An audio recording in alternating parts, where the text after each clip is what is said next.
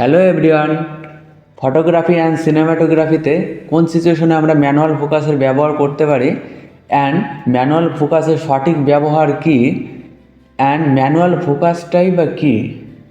তো চলো আজকের ভিডিওতে সব কিছু জানবো অ্যান্ড কোন কোন সিচুয়েশনে আমরা ম্যানুয়াল ফোকাস ব্যবহার করতে পারবো অ্যান্ড কোন কোন সিচুয়েশনে আমরা ম্যানুয়াল ফোকাস ব্যবহার করব না।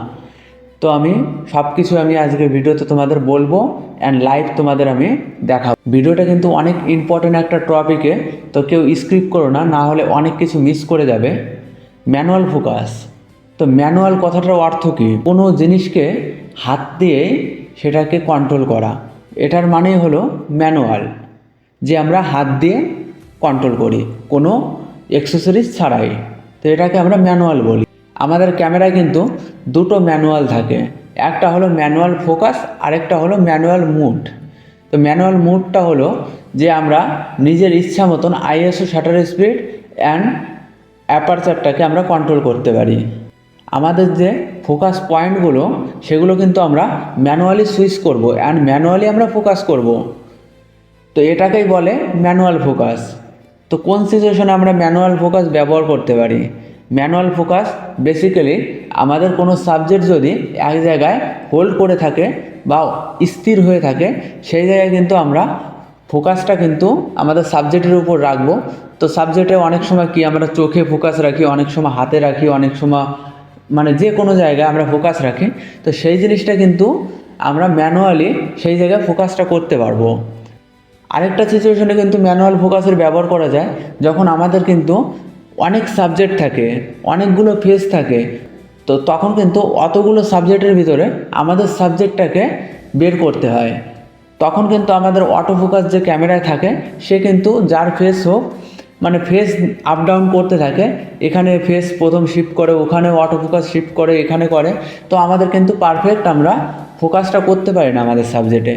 সেই সিচুয়েশনে কিন্তু আমরা ম্যানুয়াল ফোকাসের ইউজ করতে পারি। তো এগুলো অনেক সিচুয়েশনে কিন্তু আমরা ম্যানুয়াল ফোকাসের ব্যবহার করতে পারি।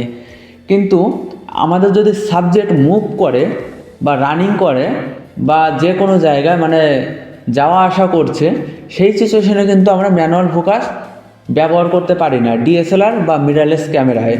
যদি কোনো সিনেমা ক্যামেরা হয় সেখানে কিন্তু ম্যানুয়াল ফোকাসের জন্য এক্সট্রা একটা রিং থাকে, কিন্তু আমরা তো DSLR and mirrorless camera use করি, আমরা কিন্তু সিনেমা ক্যামেরা ইউজ করি না। এই জন্য আমাদের কিন্তু সেই জিনিসটা আমাদের থাকে না, এই জন্য কিন্তু আমাদের রিং ঘুরিয়ে হাত দিয়েই কিন্তু আমাদের ফোকাসটা করতে হয়।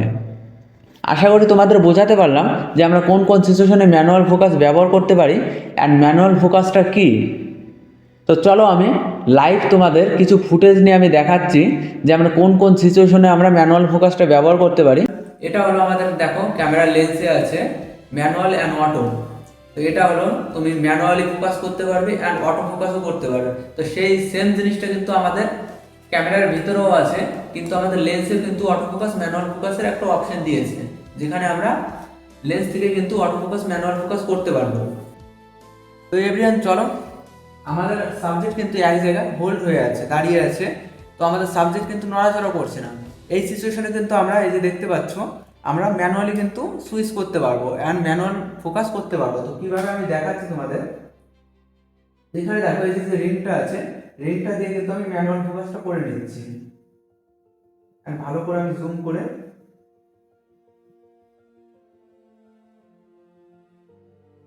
তো দেখতে পাচ্ছ পারফেক্ট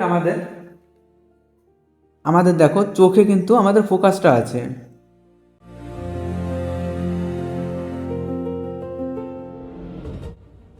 এই সেম জিনিসটা যখন আমরা মুভ করব তখন কিন্তু আমরা ম্যানুয়াল ফোকাসটা ইউজ করতে পারবো না, কারণ আমি তোমাদের লাইভ তোমাদের দেখাচ্ছি যে যখন আমি মুভ করব তখন কিন্তু ম্যানুয়াল ফোকাস ব্যবহার করতে পারবো না। কেন?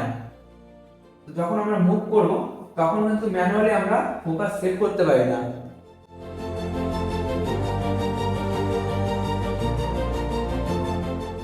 তো এভরিওয়ান এখানে দেখে নাও, আমাদের সাবজেক্ট যখন মুভ করবে তখন কিন্তু আমরা ম্যানুয়াল ফোকাস ইউজ করতে পারবো না। তো আমি ফার্স্ট ফোকাস করে নিচ্ছি। তো দেখো ম্যানুয়ালি কিন্তু আমরা জুম করে আমাদের একদম আমরা আইটাকে ফোকাস করতে পারি। দেখো আমাদের ফোকাস কিন্তু চোখে চলে গেছে। এবার জুম আউট করে নেব। এবার আমাদের রেকর্ডিংটা অন করলাম, তো এখন আমাদের ফুটেজ কিন্তু ঠিক আছে। এবার আগে পিছিয়ে যাও তো। একটু পিছনের দিকে যাও। দেখো ফোকাস একবার করছে, একবার ডিফোকাস হচ্ছে।